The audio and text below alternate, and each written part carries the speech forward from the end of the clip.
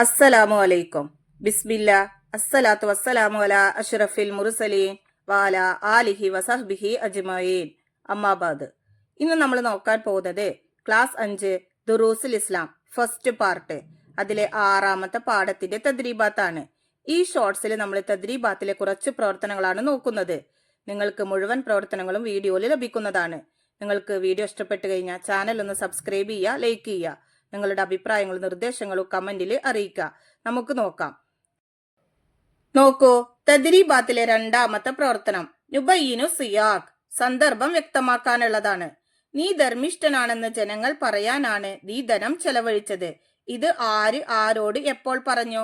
ആ സന്ദർഭമാണ് എഴുതേണ്ടത്.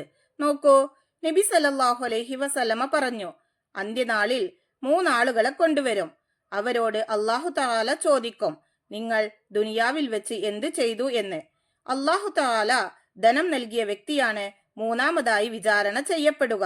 നിനക്ക് നൽകിയ ധനം നീ എന്തു ചെയ്തു എന്ന ചോദ്യത്തിന് നിനക്കിഷ്ടപ്പെട്ട എല്ലാ മാർഗത്തിലും നിന്റെ പ്രീതിക്ക് വേണ്ടി ഞാൻ ചെലവഴിച്ചു എന്ന് അയാൾ മറുപടി പറയുമ്പോൾ അയാളോട് അല്ലാഹു തആല പറയുന്നതാണിത്.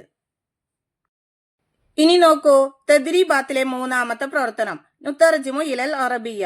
ഇവിടെ കൊടുത്തിരിക്കുന്നതിന്റെ അറബി എഴുതണം. ഇപ്പുറത്ത് നോക്കൂ, നുതർജിമു ഇല ലുഗത്തിന, മാതൃഭാഷയിലേക്ക് തർജിമ ചെയ്യണം.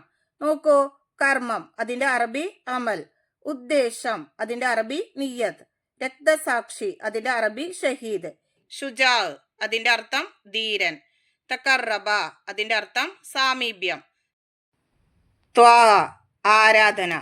ഇനി പുറത്ത് നോക്കൂ, പണ്ഡിതൻ അതിന്റെ അറബി എന്താണ്? ആലിം. പണക്കാരൻ അതിന്റെ അറബി ഖനിയുൻ. ഇനി അപ്പുറത്ത് നോക്കൂ, തഅല്ലമ അതിനെ നമ്മൾ മാതൃഭാഷയിലേക്ക് എങ്ങനെയാണ് തർജ്ജിമ ചെയ്യുക? പഠിച്ചു. ഖറ പാരായണം ചെയ്തു. ഇനി നോക്കൂ, തദ്രീബാത്തിലെ 4ാമത്തെ പ്രവർത്തനം നംലഉൽ ഫറാഗ്, വിട്ട ഭാഗം പൂരിപ്പിക്കാനുള്ളതാണ്. 1. ഞാൻ നിനക്ക് വേണ്ടി ഡേഷ്, രക്തസാക്ഷി പറയും. അവിടെ പൂരിപ്പിക്കേണ്ടത് യുദ്ധം ചെയ്തെന്ന്. ഞാൻ നിനക്ക് വേണ്ടി യുദ്ധം ചെയ്തെന്ന് രക്തസാക്ഷി പറയും. 2. അള്ളാഹുവിന്റെ ഡേഷ് മാത്രം ആഗ്രഹിച്ച് അമൽ ചെയ്യലാണ് ഇഖ്ലാസ്. അവിടെ പൂരിപ്പിക്കേണ്ടത് പ്രീതി. അള്ളാഹുവിന്റെ പ്രീതി മാത്രം ആഗ്രഹിച്ച് അമൽ ചെയ്യലാണ് ഇഖ്ലാസ്. 3. ഇഖ്ലാസ് ഇല്ലാതെ ഡേഷ് സമ്പൂർണമാവുകയില്ല. അവിടെ പൂരിപ്പിക്കേണ്ടത് ഇബാദത്തുകൾ. ഇഖ്ലാസ് ഇല്ലാതെ ഇബാദത്തുകൾ സമ്പൂർണമാവുകയില്ല. 4. ഏതൊരു കർമ്മങ്ങളും സ്വീകാര്യമാവുന്നത് ഡേഷ് പരിഗണിച്ചാണ്. അവിടെ പൂരിപ്പിക്കേണ്ടത് നിയ്യത്ത്. ഇതിലെ ബാക്കി പ്രവർത്തനങ്ങൾ നിങ്ങൾക്ക് വീഡിയോയിൽ ലഭിക്കുന്നതാണ് ഇൻഷാ അല്ലാഹ്.